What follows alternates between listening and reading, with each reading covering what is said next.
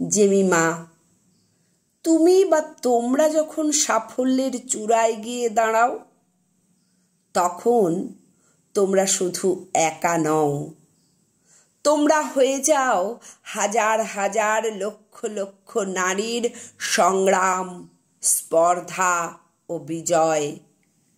তখন ভেঙে পড়ে অজস্র লৌহ প্রাচীর, তখন ছিঁড়ে যায় নির্মম শৃঙ্খল।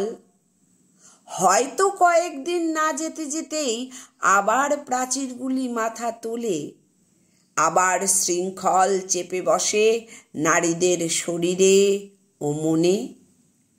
তবু এ পোড়া দেশে কয়েকদিনের মুক্তি বা কম কিসের?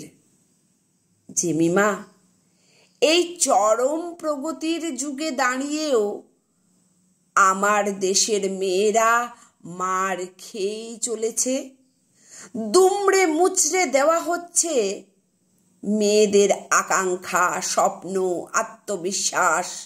তাদের সাহস, তাদের দর্পের উপর আছড়ে পড়ছে চাবুক। তাদের প্রত্যয় ও শখের উপর নেমে আসছে পুরুষের বিদ্রূপ ও পদাঘাত।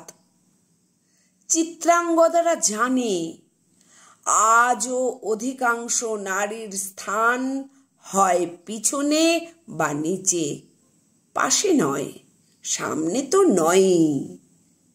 জেমিমা, তুমি এবং তোমরা যখন জিতে যাও, তখন হাজার হাজার লক্ষ লক্ষ হেরে যাওয়া কন্যারা মাথা তুলে দেখে নেয় দিগন্ত বিস্তৃত আকাশ।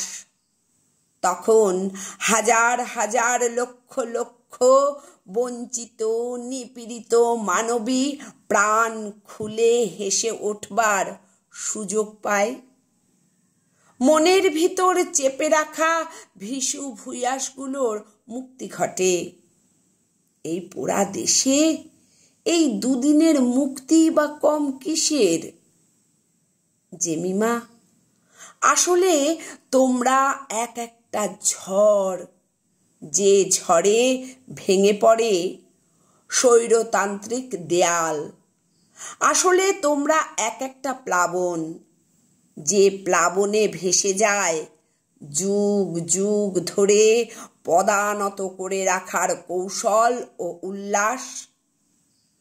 তুমি এবং তোমরা যখন সাফল্যের আসনে অধিষ্ঠিত হও, তখন আমার দেশের লক্ষ লক্ষ অপমানিত মায়েরা, বোনেরা, কন্যারা সম্মানের আসনে অধিষ্ঠিত হয়। সব চক্রান্ত, ষড়যন্ত্র, বাধা, প্রতিবন্ধকতা, কুসংস্কার, গোঁড়ামি, প্রতারণা, ছলনা, মিথ্যাচার সব কিছুকে চুরমার করে বাঁচবার একটা মানে খুঁজে পায়। হয়তো কয়েকদিন পরেই আবার সব মেয়েরা আগের মতোই সরীসৃপ।